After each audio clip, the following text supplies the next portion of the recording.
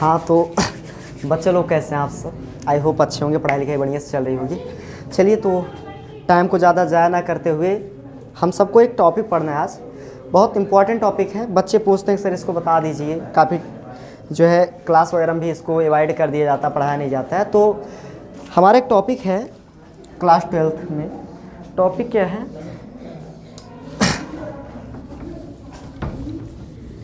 Coulomb के नियम का सदिश स्वरूप। कूलाम के नियम का सदिश स्वरूप, इसको हमको पढ़ना है। कूलाम के नियम का सदिश स्वरूप। सदिश स्वरूप। देखिए कूलाम के नियम का सदिश स्वरूप क्या है, पहले इसको समझो कि सदिश स्वरूप कहते किसको हैं ना। देखो कूलाम का जो नियम है वो हमको ये बताता है कि दो आवेशों के बीच कितना बल कार्य करेगा। वो बल आकर्षण भी हो सकता है, प्रतिकर्षण भी हो सकता है, क्योंकि आवेश जो होते हैं वो एक दूसरे पर दो बल लगाते हैं। अगर वो दोनों एक समान प्रकृति के रहेंगे तो उनके बीच प्रतिकर्षण बल लगेगा, और अगर वो असमान प्रकृति के रहेंगे तो उनके बीच आकर्षण बल लगेगा। बोले तो जैसे एक प्लस है दूसरा माइनस है, तो इसका मतलब कौन सा बल लगेगा, बोलो जल्दी? आकर्षण बल लगेगा। कौन सा बल? आकर्षण। मतलब एक प्लस क्यू आवेश है, एक माइनस क्यू आवेश है, तो ये एक दूसरे को क्या करेंगे? आकर्षित करेंगे अपनी ओर, यानी कि खींचेंगे। ठीक ना। अगर दोनों प्लस प्लस हो गए तो एक दूसरे को क्या करेंगे? प्रतिकर्षित करेंगे, यानी कि दूर भगाएंगे। तो जो बल है, बल को हम सबने पढ़ा है कि बल एक सदिश राशि होती है। तो यहाँ पर कूलाम का जो नियम है, कूलाम के नियम में हम सबने पढ़ा, वीडियो पढ़ा हुआ है कि कूलाम ने हमको बताया था कि दो आवेश हैं, दो बिंदु आवेश हैं, उनके बीच जो आकर्षण या प्रतिकर्षण बल लगता है उन आवेशों के गुणनफल के समानुपाती और उनके बीच के दूरी के वर्ग के व्युत्क्रमानुपाती होता है। यानी कि अगर मैं कहूँ कि F = 1/4 पाई एप्सिलॉन0 Q1 Q2 बटे r², ये होता है कूलाम के नियम का फार्मूला होता है, यानी कि उनका सूत्र है न्यूटन। अगर इस बात को, क्योंकि इधर साइड क्या है? बल है, बल सदिश राशि है। अगर इसको हमको वेक्टर फॉर्म में लिखना है तो वेक्टर फॉर्म में इसको हम कैसे रिप्रेजेंट करेंगे, वही बात यहाँ पर हम सब पढ़ेंगे। देखिए जो कूलाम का नियम है, यानी कूलाम के नियम का जो सदिश स्वरूप है, अगर मैं उसको डायरेक्ट रूप से कहूँ तो वो कुल मिलाकर न्यूटन के तीसरे नियम को फॉलो करता है। क्योंकि जो न्यूटन का तीसरा नियम अर्थात प्रत्येक क्रिया के बराबर विपरीत प्रतिक्रिया होती है, बिल्कुल हूबहू वही हमको प्रूव करना है। अगर जो बच्चे क्लास 11 बढ़िया से पढ़कर आए हैं, उनको न्यूटन के गति का तृतीय नियम पता है और वो डेरिवेट करके आए हैं, उनके लिए वीडियो बहुत ज़्यादा इजी हो जाएगा, कोई दिक्कत है नहीं। लेकिन थोड़ा सा इसमें कॉम्प्लिकेटेड तो है, क्योंकि इसमें आपको वेक्टर लगेगा, इसमें आपको न्यूटन का थर्ड रूल लगेगा। जब तक दोनों पता नहीं रहेगा आप सबको, तब तक तो दिक्कत हो जाएगी ना। हाँ तुम सब क्लास 11 डिस्टर्ब करते हो ना, भोगो फिर नालायक को। सही बात है ना। चलिए तो डेरिवेट स्टार्ट करते हैं। हम सब का डेरिवेशन क्या है? देखिए हमने इस बात को बताया आप सबको कि जो समतल में हम सब डायरेक्शन को रिप्रेजेंट करते हैं, मतलब दिशा को दिखाते हैं, वो दिशा x और y के आधार पर दिखाते हैं। z भी होता है, लेकिन 3 डायमेंशनल की बात हम कर नहीं रहे, इसलिए दो विमाओं की बात कर रहे हैं। तो जब दो दिशाओं की बात आती है तो x और y को दिखाते हैं। तो हम मान लेते हैं कि एक है x, ये वाला है, सॉरी ये x है, और ये वाला है y। ये x एक्सेस है, ये क्या है? y एक्सेस है। ठीक ना। हम मान लेते हैं कि दो बिंदु आवेश है, एक आवेश Q1 यहाँ पर है, एक आवेश मान लेते हैं Q2 यहाँ पर है। ठीक है ना। मैं कहूँ कि इसका स्थित सदिश, याद करो क्लास 11 में तुम सबको वेक्टर मैंने पढ़ाया था कि स्थित सदिश किसको कहते हैं? मूल बिंदु के सापेक्ष किसी वस्तु की स्थित बताने वाले सदिश को क्या बोलते हैं? स्थित सदिश कहते हैं। क्या बोलते हैं? स्थित सदिश कहते हैं। यही स्थित सदिश की डिफिनेशन है। सही बात है कि नहीं? तो मैं कहूँगा कि दो आवेश मैं मान लेता हूँ Q1 और Q2 है। अगर इनके बीच की दूरी मैं मान लूँ कि यहाँ से यहाँ तक इनके बीच की दूरी r है। कितना है? r। मैं कहूँ कि Q1 आवेश का मूल बिंदु के सापेक्ष जो स्थित सदिश है उसको मैं मान लेता हूँ कितना है? वेक्टर r1 है। कितना है? Vector r1। और जो दूसरा आवेश Q2 है, इसके मूल बिंदु के सापेक्ष स्थित सदिश कितना है? वेक्टर r2 है। बोलो इतना बात समझ में आई कि नहीं आई? आई बात समझ में? मैंने कुछ नहीं किया। मैंने स्थित सदिश में क्या बताया? मैंने स्थित सदिश में बताया कि अगर दो यानी कि कोई वस्तु है, दो नहीं यार, कोई वस्तु है, अगर उस वस्तु की स्थिति तुम समय के साथ बताओ या मूल बिंदु के साथ बताओ तो कहोगे मूल बिंदु के साथ किसी वस्तु की स्थिति जो होगी वही स्थिति क्या कहलाएगा, उसका स्थित सदिश कहलाएगा। तो आगे सदिश है, इसका मतलब यहाँ पर यह है कि जैसे मैं मान लूँ कि मैं कहूँ कोई व्यक्ति मेरे से 5 मीटर की दूरी पर है, तो ये मैं क्या बता रहा हूँ, ये उसका स्थित सदिश है, वो मेरे से 5 मीटर की दूरी पर है। बात समझ में आ रही है? इसका मतलब क्या, अगर मैं कहूं कोई व्यक्ति मेरे से 5 मीटर की दूरी पर है तो इसका मतलब यह है कि वो 5 मीटर की दूरी पर है, तो ये उसका स्थिति है, यानी कि उसकी जो पोजीशन है वो मैं बता रहा हूं। तो मेरे से उसकी जो डिस्टेंस होगी, उसके बीच की डिस्टेंस, वही क्या कहलाएगा, स्थित सदिश कहलाएगा। तो स्थित यानी कि स्थित बताने वाला सदिश स्थित सदिश होता है। तो मैं मान लेता हूं Q1 और Q2 दो आवेश हैं और ये दो आवेश एक दूसरे से स्मॉल r मीटर की दूरी पर हैं और इनका स्थित सदिश क्रमशः मूल बिंदु के सापेक्ष वेक्टर r1 और वेक्टर r2 है। बताओ इतना बात समझ में आई कि नहीं आई? इतना बात समझ में आई? चलिए अब देखते हैं। देखिए सबसे पहले Q1 आवेश से Q2 आवेश पर एक बल निकालेंगे और Q2 आवेश से Q1 आवेश पर एक बल निकालेंगे। क्या Q1 आवेश Q2 आवेश पर एक बल लगाएगा? याद करो, कूलाम भैया ने बताया है कि Q1 आवेश Q2 आवेश एक दूसरे पर बल लगाते, मैं कहूं कि दो आवेश परस्पर एक दूसरे पर बल लगाते हैं। वो बल आकर्षण भी हो सकता है, वो बल प्रतिकर्षण भी हो सकता है, वो डिपेंड करता है जो चार्जेस हैं उनका नेचर कैसे, यानी कि उनकी प्रकृति कैसे है। अगर दोनों समान प्रकृति के रहेंगे तो उनके बीच रिपेल फोर्स लगेगा, अगर दोनों असमान प्रकृति के रहेंगे तो उनके बीच एट्रैक्ट फोर्स लगेगा। यानी कि अगर समान है तो उनके बीच प्रतिकर्षण होगा, अगर असमान है तो उनके बीच क्या होगा, आकर्षण होगा। बोलो ये बात समझ में आई कि नहीं? तो कहोगे Q1 और Q2 आवेश हैं, तो मैं कहूंगा मेरे को यहाँ पर पता नहीं है दोनों आवेश किस प्रकृति के हैं, मेरे को इससे कोई मतलब नहीं है। तो कहोगे ये आवेश है, ये आवेश है, ये आवेश इस पर या तो आकर्षण लगाएगा या तो प्रतिकर्षण लगाएगा, दोनों में से एक ही लगा सकता है, दोनों एक साथ नहीं लगा सकता। बात क्लियर है ना? मैं कहूंगा ये दोनों आवेश यानी कि ये जो Q1 आवेश है ये Q2 आवेश पर या तो आकर्षण लगाएगा या तो प्रतिकर्षण लगाएगा राजा बाबू, लेकिन दोनों एक साथ काम नहीं कर सकते हैं। तुम सोचो कि किसी भी वस्तु पर एक ही व्यक्ति दो बल कैसे लगा सकता है, कि एक बल लगाए उसको आगे धक्का दे और उसी टाइम पर एक बल लगाए उसको पीछे धक्का दे? ऐसा हो सकता है? क्या ब्रह्मा जी हो गए क्या कि एक बार उधर धक्का दे दो उसी टाइम पर इधर धक्का दे दो? ऐसा कैसे कर सकते हो? मुझे नहीं लगता कर सकते हो। अगर तुम सब कर सकते हो कमेंट में बताना कैसे करोगे, मैं भी समझ जाऊंगा। चलो देखो, तो मैं कहूंगा Q1 आवेश Q2 आवेश पर बल लगाएगा। चलिए तो मैं लिखता हूं Q1 आवेश के कारण Q2 आवेश पर कितना बल लगेगा, इसको हम निकालते हैं। तो चूंकि Q1 आवेश के कारण Q2 आवेश पर लगने वाला वैद्युत बल, कौन सा बल?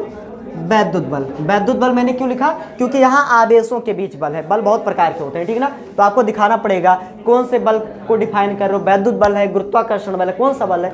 तो यहाँ पर मैंने क्या लिखा, लगने वाला वैद्युत बल। तो पहले थोड़ा समझो, यहाँ पर थोड़ा सा हम इसको लिखेंगे, पहले समझ लो। मैं क्या करूं, मैं कह रहा हूं Q1 आवेश के कारण Q2 आवेश पर लगने वाला बल। बल को किससे प्रदर्शित करते हैं? यप से। तो कहोगे यप कौन सी राशि है? कहोगे वेक्टर फॉर्म है, यानी सदिश राशि है। तो कहोगे इसके ऊपर एरो का चिन्ह लगा दो, यानी वेक्टर लगा दो। कहोगे कि जो बल लग रहा है ये किस पर बल लग रहा है? कहोगे दूसरे आवेश पर बल लग रहा है पहले आवेश के कारण। तो मैं इसको लिख सकता हूं वेक्टर F21, मतलब दूसरे आवेश पर बल है पहले आवेश के कारण। यानी कि वेक्टर F2 का मतलब क्या? दूसरे आवेश पर बल पहले आवेश के कारण। बोलो ये बात समझ में आई? फिर से समझो, दूसरे आवेश पर बल पहले आवेश के कारण वो कितना है? वेक्टर F21 है। यहां पर दूसरा क्या बता रहा? दूसरे आवेश पर लग रहा है बल, और 1 क्या है? पहला आवेश इस पर बल लगा रहा है। बात क्लियर है ना? दूसरे आवेश पर बल लग रहा है, पहला आवेश इस पर बल लगा रहा है। तो इस बात को मैं अगर मैथमेटिक्स फॉर्म में लिखूं तो कहोगे वेक्टर F21 हो जाएगा। बताओ ये बात समझ में आई कि नहीं? अगर ये बात समझ में आएगी सारा कंफ्यूजन दूर हो जाएगा। ये बात क्लियर है? चलो तो लिखते हैं हम सब। कहोगे वेक्टर F21 बराबर, कहोगे दो आवेशों के बीच जो बल लगता है वो हमको पता है, भैया हमारे हमको बता कर गए थे कूलाम भैया कि Q1 Q2 बटे क्या होता है? R स्क्वायर होता है। दोनों के बीच की दूरी कितना है? R है, तो मैं क्या मान लिया? R square. थोड़ा सा ध्यान दो, थोड़ा समझने वाली बात है। इसके लेफ्ट साइड देखो आपने वेक्टर लगाया और इसके राइट साइड देखो आपने वेक्टर नहीं लगाया। थोड़ा सा हम देखते हैं वेक्टर लगेगा कैसे, बहुत इंपॉर्टेंट बात बता रहा हूं तुम सबको। देखो कहोगे Q1 Q2 है क्या, एक अदिश राशि है, इसका मतलब सदिश हो नहीं सकता है। जब सदिश नहीं हो सकता तो इसके ऊपर वेक्टर लगेगा नहीं। कहोगे 1/4 पाई एप्सिलॉन नॉट ऑलरेडी क्या है, कांस्टेंट है, इसमें सदिश सदिश की कोई बातें नहीं है। कहोगे ये और ये दोनों को डिवाइड कर दो, बचा क्या, कहोगे डिस्टेंस बची है। अब जैसे मैं एक बात कहूं, तुम सबसे एक बात पूछूं कि मेरे को ये बताओ, एक व्यक्ति है वो मेरे से 5 मीटर की दूरी पर है, तो मैं कहूंगा कि एक व्यक्ति मेरे से 5 मीटर की दूरी पर है, तो यहां पर थोड़ा सा दिमाग लगाओ। डायरेक्ट ना कहकर मैंने इनडायरेक्ट रूप से कह दिया कि मेरे से 5 मीटर की दूरी पर इस दिशा में होगा। अब भाई 5 मीटर की दूरी पर है वो तुमसे, तो किसी न किसी दिशा में तो होगा ना। बात समझ में आ रही कि नहीं? अरे भाई अगर 5 मीटर की दूरी पर है, मैं कहूँ जैसे चंगू बाबू है हमारे, वो मेरे से 5 मीटर की दूरी पर है, तो 5 मीटर जो दूरी रहेगी मेरे और उनके बीच की, तो मैं उसको वेक्टर मान सकता हूँ कि नहीं? क्योंकि जो दूरी होती है विस्थापन के बराबर, सॉरी क्या बोल रहा हूँ, जो विस्थापन होता है वो दूरी के बराबर हो सकता है। विस्थापन दूरी के बराबर हो सकता है। विस्थापन कौन सी राशि है, सदिश राशि है। दूरी कौन सी राशि है, अदिश राशि है। तो मैं कहूँगा Q1 से Q2 के बीच की दूरी, थोड़ा सा ध्यान देना, Q1 से Q2 के बीच की दूरी जो है, उस दूरी को मैं क्या मानता हूं, उस दूरी को मैं मान लेता हूं R21। क्या, R21, दूसरे आवेश से पहले आवेश के बीच की दूरी, दूसरे आवेश से पहले आवेश के बीच की दूरी। जैसे यहां पर मैंने कितना लिखा, वेक्टर F21, दूसरे आवेश पर लगने वाला बल किसके कारण, पहले के कारण, तो दूसरे आवेश पर लगने वाला बल पहले के कारण, मैंने इसको ऐसे लिखा। तो दूसरे आवेश की पहले आवेश से दूरी कितना होगी, कहोगे R21, यही तो होगा। दूसरे आवेश से, दो क्या दिखा रहा है, दूसरा आवेश, एक क्या दिखा रहा है, पहला आवेश, R क्या दिखा रहा है, दूरी, मतलब दूसरे आवेश से पहले आवेश की दूरी। अच्छा ये बताओ, थोड़ा सा इस बात को समझने से पहले थोड़ा सा हम चलते एकांक सदिश, यूनिट वेक्टर क्या होता है। क्लास 11th में याद करो, तुम सबको वेक्टर पढ़ाया जाता है। तो एकांक सदिश किसको कहते हैं, एकांक सदिश किसको कहते हैं, सदिश, एकांक सदिश क्या होता है, पहले इसको हम समझ लेते हैं। जैसे मैं कहूं कि राम है, राम 10 न्यूटन का बल, न्यूटन का बल मान लेता हूं कि एक्स अक्ष की दिशा में, एक्स अक्ष की दिशा में लगा रहा है, लगा रहा है। मैंने क्या लिखा, मैंने लिखा राम 10 न्यूटन का बल एक्स अक्ष की दिशा में लगा रहा है। इतना बड़ा सेंटेंस है। अगर इस बात को मैं ऐसे लिख दूं, मैं लिख दूं 10 आई कैप और मैं लिख दूं न्यूटन।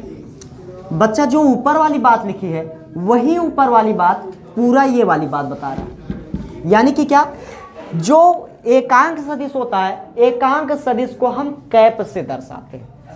कहोगे एक्स अक्ष की दिशा में आई कैप होता है, वाई अक्ष की दिशा में जे कैप होता है, जेड अक्ष की दिशा में के कैप होता है। आई कैप, जे कैप, के कैप, इन तीनों का परिमाण एक होता है। याद करो एकांक सदिश की परिभाषा क्या होती है, ऐसे सदिश जिनका परिमाण इकाई होता है या एक होता है उसको क्या कहते हैं हम, एकांक सदिश कहते हैं। क्या बोलते हैं, एकांक सदिश कहते हैं। तो मैं कहूं कि 10 न्यूटन का बल एक्स अक्ष की दिशा में लगा रहा है, तो इस बात को मैं ऐसे लिख सकता हूं 10 आई कैप। आई कैप हमको क्या दर्शा रहा है, एक्स अक्ष की दिशा में लग रहा है। क्या लग रहा है, 10 न्यूटन का बल। यानी कि इतनी बात को मैं इतने छोटे फॉर्म में लिख सकता हूं, किसकी सहायता से, एकांक सदिश की सहायता से। बात क्लियर है भाई? मैं क्या कह रहा हूं, मैं कह रहा हूं इतने बड़े सेंटेंस को आप इतना छोटा लिख सकते हो। यानी कि एकांक सदिश क्या है, एकांक सदिश मैं कहूं कि ये एक ऐसा सदिश है जो जिसका परिमाण इकाई होता है और ये किसी दिशा को रिप्रेजेंट करता है। तो कहोगे 10 आई कैप दर्शा रहा है, 10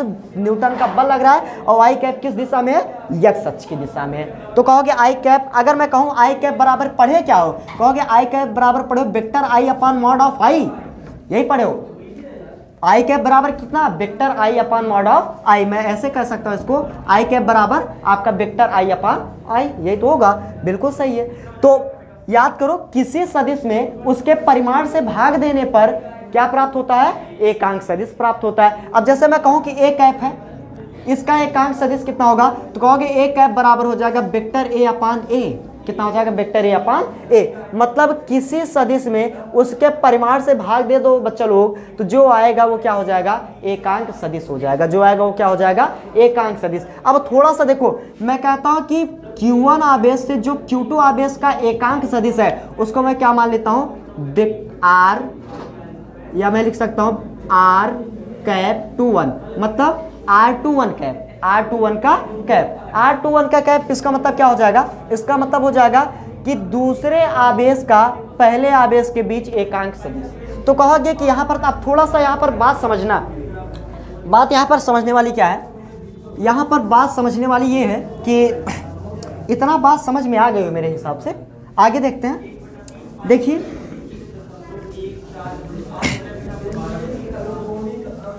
तो मैं कहूँगा कि यहाँ पर जो आर स्क्वायर लिखे हो, आर स्क्वायर मतलब मैं कहूँगा कि दूसरे आवेश से पहले आवेश के बीच की दूरी कितना है, R21 है। तो मैं यहाँ पर लिख सकता हूँ R21 का स्क्वायर लिख सकता हूँ। अगर मेरे को इसका एकांक सदिश लिखना है, यानी कि इसको एक वेक्टर फॉर्म में लिखना है, तो थोड़ा सा ध्यान दो, मैं इसको लिख सकता हूँ R कैप 21, यानी कि R21 कैप। अभी कहोगे R21 कैप बराबर कितना होगा, याद करो, चूंकि अभी मैंने बताया, इसके जस्ट पहले वीडियो को बैक करना, उसके बाद देख लेना, बिल्कुल समझ में आ जाएगा, बहुत डिटेल से मैंने पढ़ाया है। R कैप 21 यानी कि R21 कैप बराबर कहोगे हो जाएगा वेक्टर R21 अपान R21, बोलो यही तो होगा, वेक्टर R21 अपान कितना हो जाएगा, R21, यही तो होगा, बिल्कुल सही है। तो कहोगे अब एक काम करो, चूंकि यहाँ पर थोड़ा सा ध्यान देना, R21 बराबर है R12 के, मतलब अगर दूसरे आवेश से पहले आवेश की दूरी R21 है तो पहले आवेश से दूसरे आवेश के बीच की दूरी कितना होगी। मैं कहूं कि मेरे से चंगू के बीच की दूरी 5 मीटर है, तो चंगू से मेरी दूरी कितना होगी, कहोगे ऑलरेडी 5 होगी ना यार, क्या परेशान कर रहे हो, फालतू वाली बात बोल रहे हो। तो कहोगे R21 किसके बराबर हो जाएगा, R12 के बराबर हो जाएगा। और ये सब किसके बराबर है, कहोगे ये सब किसके बराबर है, small r।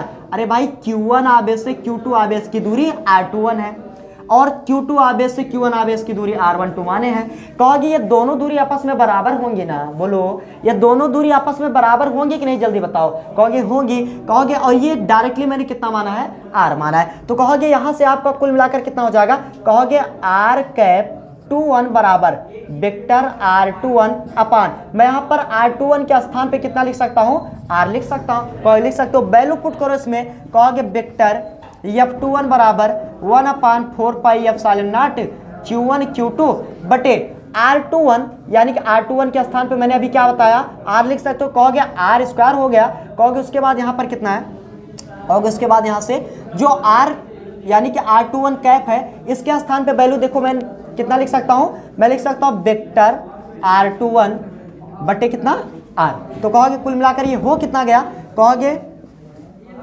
Vector F21 is equal to 1 upon 4 pi epsilon naught Q1 Q2 upon R cube, और क्या हो जाएगा आपका वेक्टर R21। इक्वेशन नंबर क्या हो गया, फर्स्ट हो गया। इतना बात समझ में आई कि नहीं, इतना समझ लो बच्चा। ये जो बात मैं बता रहा हूँ तुम सबको, अगर जो बच्चे 11th नहीं पढ़े ना, उनके पल्ले पढ़ने वाला नहीं, ठीक ना।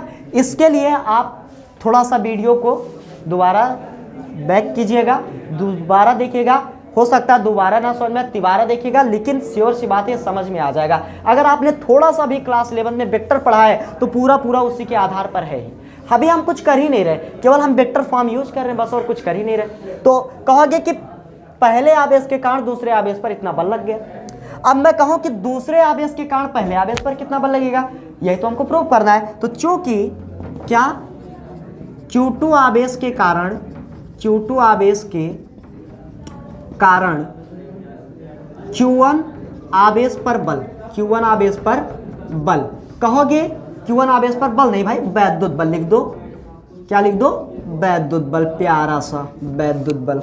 कहो चलो अब की बार कहोगे, अब हम सब हो गए समझदार, कहोगे अब यहाँ पर लिख दो वेक्टर F12। अब समझ में आ गया, वेक्टर F12 का मतलब क्या, पहले आवेश पर बल लग रहा है किसके कारण, दूसरे आवेश के कारण। तो कहोगे वेक्टर F12 हो गया, तो पहले आवेश के पहले आवेश पर बल लग रहा है किसके आवेश के कारण, दूसरे आवेश के कारण। कहोगे अगर इस बात को लिखना चाहो तो कहोगे 1 अपान 4 पाई एप्सिलॉन नॉट, कहोगे Q1 Q2 बटे अब की बार कितना हो जाएगा, कहोगे अब की बार तो हम सब हो गए गुरुजी समझदार, यहाँ पर लिख दो r12 का स्क्वायर, और कहोगे यहाँ पर वेक्टर लगाओ तो यहाँ पर वेक्टर लगाओ, कहोगे काहे चिंता कर रहे हो, मैं लगाता हूँ ना।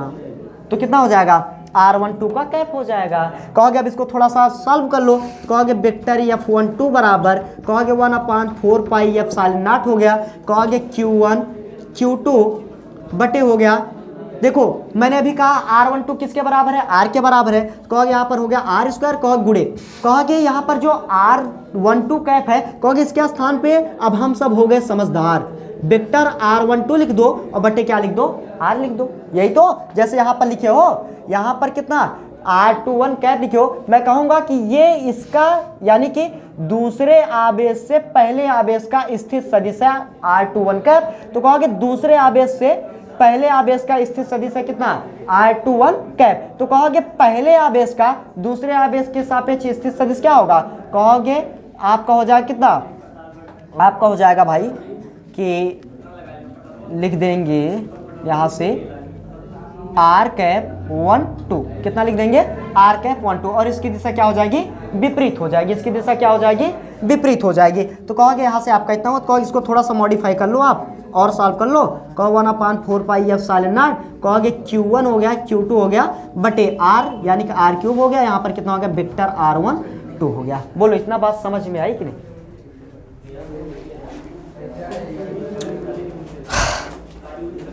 हाँ तो बोलो इतना बात समझ में आई कि नहीं बच्चा, इतना बात समझ में आई ना। यहाँ से मुझे लग रहा है कि थोड़ा सा दिखाई नहीं दे रहा, चलो ठीक कोई बात नहीं। इसको इक्वेशन नंबर हम मान लेते हैं सेकेंड, इसको इक्वेशन नंबर मान लेते हैं सेकेंड। यहाँ पर मैं लिख दे रहा हूँ इस बात को, यहाँ पर मैं लिख दे रहा हूँ कि वेक्टर f12 दिखाई दे रहा बच्चों, नहीं दिखाई दे रहा, एक मिनट, दिखाई तो दे रहा है यार, कौन बोल रहा है उससे, थोड़ा सा इस बात को मैं यहाँ पर लिख देता हूँ, दिखाई नहीं दे रहा। कहोगे 1/4 पाई एप्सिलॉन नॉट हो गया, कहो q1 q2 बटे r³ हो गया और वेक्टर r12 हो गया। इक्वेशन नंबर सेकेंड इसको हम मान लेते हैं, ठीक है ना। ये आपका इक्वेशन नंबर क्या हो गया, सेकेंड हो गया। इतना बात समझ में, कोई दिक्कत नहीं होनी चाहिए। चलिए अब थोड़ा सा हम सब सॉल्व करते हैं, जल्दी से इसका स्क्रीनशॉट मारो ताकि मैं इरेज करूं, बस अब कुछ काम बचा नहीं है, थोड़ा सा बचा है, हो गया। चलिए तो इक्वेशन फर्स्ट को बचाए रखते हैं और इक्वेशन सेकंड को बचाए रखते हैं, ऐसे हमारा काम हो जाएगा, बिल्कुल हो जाएगा, काहे नहीं होगा भाई।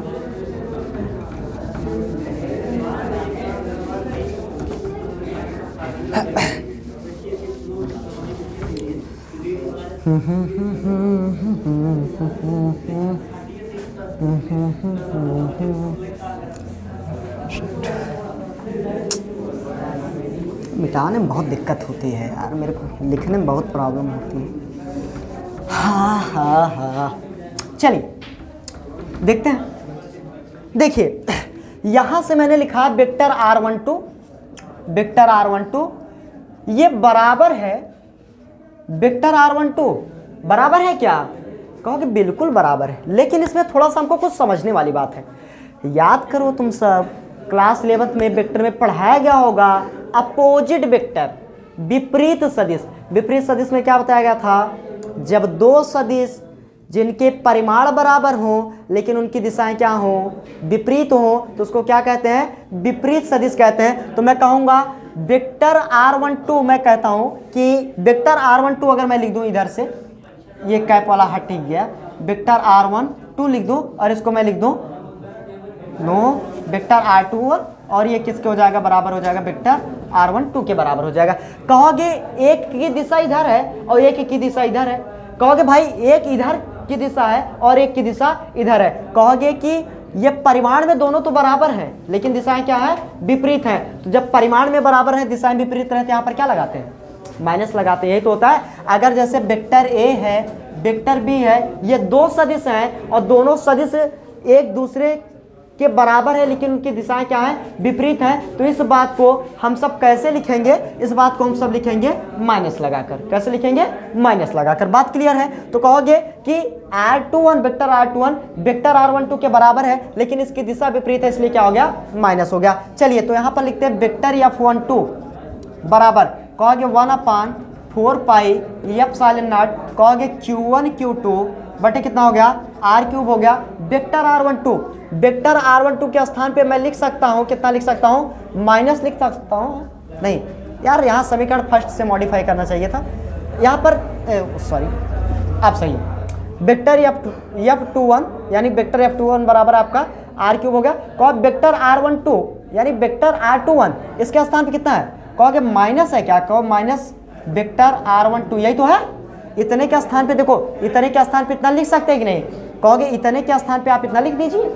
बात क्लियर है, बताओ ये बात समझ में आई कि नहीं आई, आई बात समझ में। अरे भाई इतने के स्थान पे मैं इतना लिख सकता हूँ ना, तो इतने के स्थान पे मैंने इतना ही तो लिखा, प्रॉब्लम क्या है, बात क्लियर है। कहो चलिए ठीक है, कहोगे वेक्टर F21 बराबर, कहोगे माइनस चिन्ह आ गया आगे 1/4 पाई एप्सिलॉन नॉट, कहोगे Q1 Q2 बटे आर क्यूब हो गया, और कितना हो गया वेक्टर R12।